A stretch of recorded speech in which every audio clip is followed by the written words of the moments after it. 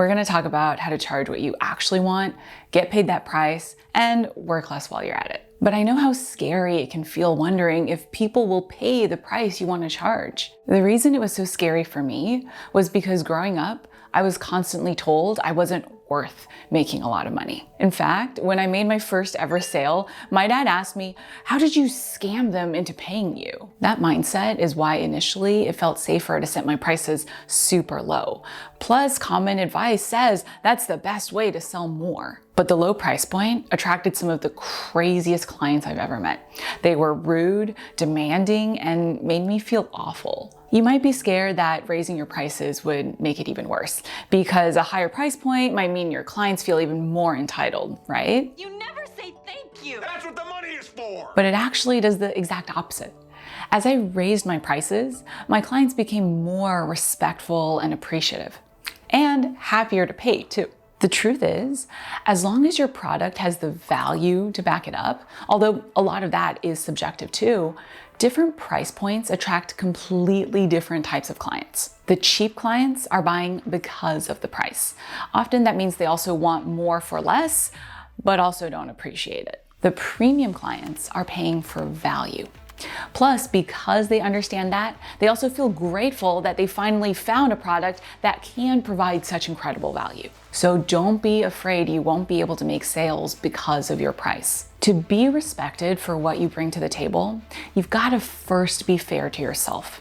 And that includes factoring in everything you've spent and invested over the years. Whatever product you sell as a result of that, it's a huge asset and it deserves to be treated like it. But don't worry, this is also not just nice sounding theory. After spending the last decade selling across a huge spectrum from just a few dollars to tens of thousands of dollars, I can share based on a lot of actual data. If you want to attract higher quality clients, you've got to price and of course be able to deliver accordingly. But in case you're afraid that might make you a bad person because then you won't be able to help those who truly can't afford your price, that's one of the reasons I create so much free content, and I recommend doing that to anyone who cares to listen. It feels good to you, helps people get started, and gets the word out about your business. But there's another reason that charging less can hurt your business. There's a really good case study that illustrates this. Not too long ago, a well-known company literally bet their business on using lower prices to attract more customers. You might have heard this advice before.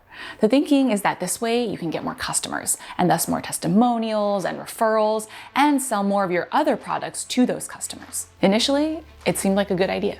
MoviePass created a subscription product where you could see one movie a day for just $10 a month. I still remember my friends raving about this back in 2017. But from a business point of view, it seemed a little too good to be true. Turns out, it actually was. Behind the scenes, MoviePass was losing money like crazy. Even though they did get a lot of customers, their price point also made it impossible for them to pay the bills. It got so bad, they eventually had to shut down. Not only did charging the price I actually wanted to charge help me attract higher quality clients, but it also helped me grow. Because for most online businesses, increasing your prices also increases your profit margin, which means you also have more resources to deliver the best product, which in turn means happier customers who appreciate their investment and value your brand even more. On the business side, that also translates into having more to invest back into your business so you can grow faster. But even if you're now feeling more excited to raise your prices, it can be hard to know when it's the right time to do so. Luckily, there are some pretty clear signs that will give you a good idea. Like if you never have enough time to actually work on your business. I definitely felt this in the beginning. Because my price was so low, I had to hustle to keep on getting more sales and then deliver on those sales just to keep the lights on. Between all of those things, I was stretched way too thin. Another sign is if, like MoviePass, you have lots of clients, but you still can't even pay your expenses. Or if you regularly get feedback about how cheap you are.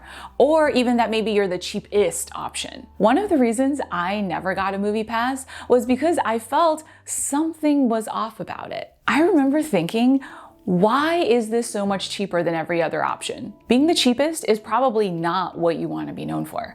In fact, your customers might even get suspicious why you're so cheap. These are common red flags that you might be undervaluing yourself.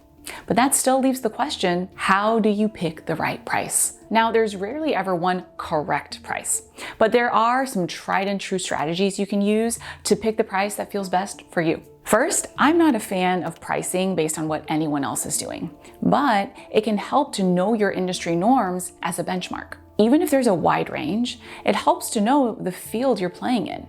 Where do you and your product fit within that range? Think of it like taking a bus, Uber, or private driver. They all get you from point A to point B, but their price points speak to completely different values and client profiles. But if all else fails, you can always break it down by calculating how much time and money it'll take you to deliver the product and use that to figure out what feels fair. Beyond all that though, it's very likely you already know what you want to charge. It might be time to own that and instead spend your time figuring out what you need to do to feel good about charging that price. But once you do find your sweet spot, it can be scary to tell people, I'm raising my price. Good thing I have good news for you.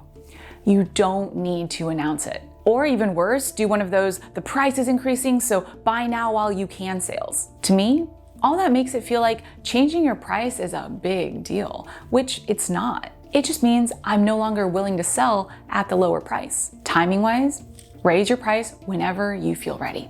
High five to that.